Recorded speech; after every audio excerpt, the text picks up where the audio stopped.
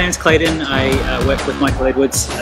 Fragrances of the World is our company. We are here in Cannes at the TFWA, and Michael yesterday gave a talk to the press, particularly around his new book, Perfume Legends Volume 2.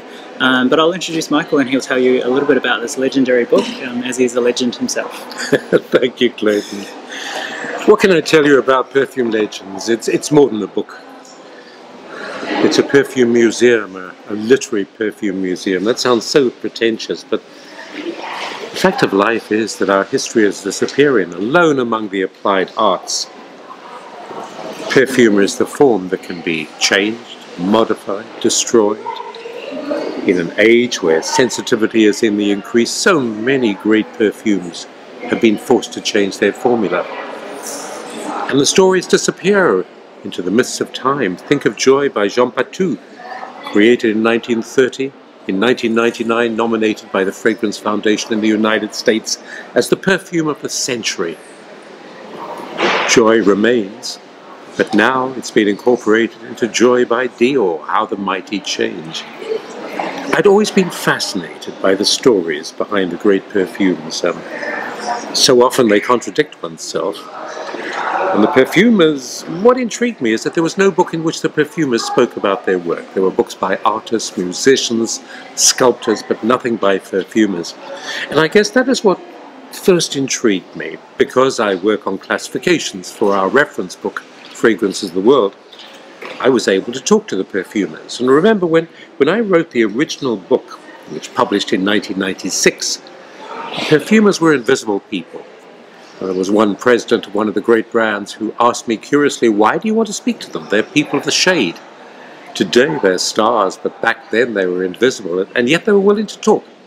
I had the luck, though, to interest two masters in the project. One was Guy Robert. At that time, he was president of the French Society of Perfumers. He was the maestro that created perfumes such as Mademoiselle Chasse, Calèche, many of the early Gucci perfumes. Something about the project intrigued him, and I wish I could tell you the enormous help he gave me. There wasn't a week that went by that he wasn't sending me information saying, talk to this person. The other marvelous assistance to me was Edmund Rudnitska, probably the most celebrated perfumer of the last century. He became famous in 1944 for his creation of Femme by Rochas. And with the money that made him, because perfumers were paid a commission at that time, he set up as an independent laboratory outside of Grasse. He made relatively few perfumes in his life, but a number were masterpieces that changed the architecture of perfumery. Think of Diorissimo, Eau Sauvage, that transformed eau de colognes, or Diorella, the first French fruity flower. I wanted to talk to him not only about his work on those masterpieces, but also because he was the only living perfumer who traced back to the era of the great perfumers like Ernest Beau of No. 5, Almaraz of Jean Patou. Monsieur Rudnitska started work in 1928. Problem: by the time I wrote to him, he was a very elderly man in his 80s, and he didn't have the reputation of being a very easy man. But I thought, what the heck? I wrote to him. To my surprise, he agreed to receive me. I thought I'd be lucky to get 5 minutes. But in fact he spent almost 3 hours with me. And I mention those two because without them, half the people that I spoke to for the first book would probably not have agreed to see me. In the end, I spoke to just under 160 people.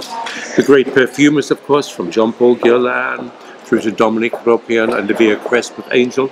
I spoke to the bottle designers such as Pierre Dunant, who created Opium, for example, as well as Obsession Eternity. He's done over 800 of the great perfume bottles.